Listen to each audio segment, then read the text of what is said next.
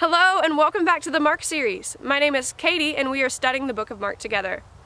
Today we're going to be in Mark chapter 3. Jesus enters the synagogue, or a place of worship, and there's a man there with a withered or crippled hand that he cannot use. There are also Pharisees there, watching closely to see if they might accuse Jesus, might trip him up, see if Jesus messes up and does something wrong. Well, Jesus walks into the synagogue, and the man is there with a withered hand. He tells the man with the withered hand to step forward. He notices that the Pharisees are watching him closely, and he looks at the Pharisees and he says, "Is it more lawful to do good or to do evil on the Sabbath day?" Think about that for a second. Is it more lawful to do good or to do evil on the Sabbath day? Well, obviously, it's more lawful to do good, right? Jesus is about to do a good thing. He goes on to say, is it more lawful to save or to kill on the Sabbath day? Well, obviously, it's more lawful to save on the Sabbath day. Jesus is going to save. But the Pharisees, they keep silent. You see, Pharisees are all about following their man-made laws, their oral traditions. Yes, the law in God's word, the Bible, was to keep the Sabbath day holy. That was the law. That was it.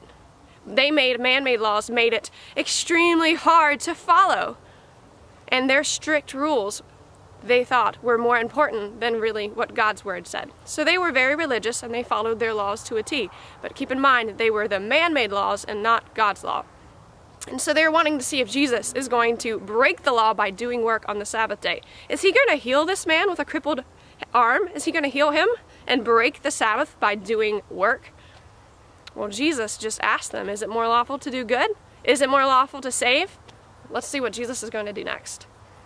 And so he looks around after he asked that question, and he looks around at all the Pharisees, and he gets angry.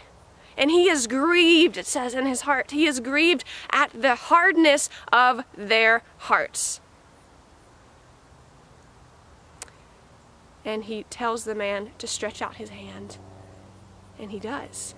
And immediately his hand is restored as whole as the other. And the Pharisees then leave and plot with the Herodians on how they might destroy him, how they might destroy Jesus.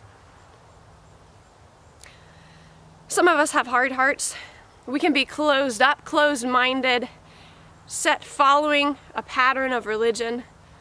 There's two camps. Back then there were two camps. Today you've got Pharisees and you've got Christ followers. You see, Jesus is not about rules and regulations. Jesus is about setting us free from our burdens. You saw that he was more about trying to save and to help that person with a withered hand. That person with a withered hand could not use his hand. And he wanted to help him and restore him. He wants to bring restoration and healing. He doesn't want to bring a lot of rules and regulations. And so just like back then with the Pharisees trying to earn their way to heaven by doing good works and following their law, and the Bible didn't even have all those rules there, but they put them there. But that's not going to get them to heaven. So the Pharisees is one camp, Christ followers is the other camp, and that is the side that is free. Because Jesus doesn't give us a burden that is heavy, he gives a burden that is light. And Jesus' followers realize that we can never reach God by our good works.